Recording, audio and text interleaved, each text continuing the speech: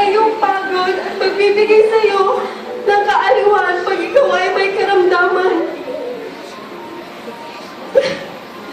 Ito ang mga kamay na hahawak ng maingat at ng buong pagmamahal sa ating mga magiging anak.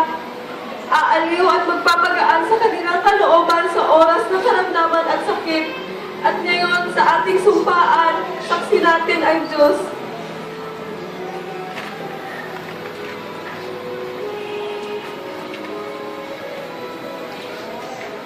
Father, we thank you.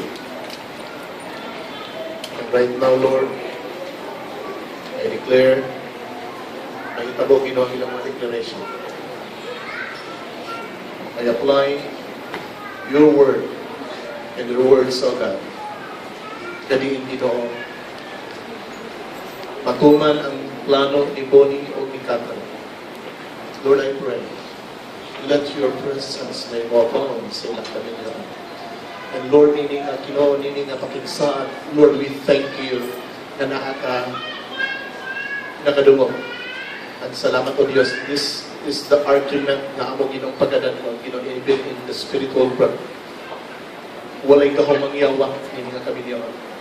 And even right now, I blind the works of the enemy, and I bind all the works of the enemy, nga plano, na magkasakop nini nga kami niya. Pagpabulang nini nga kami niya. Lord, I pray, siyuhi sila. Hindi naman kasing-kasing Ginoo, pero may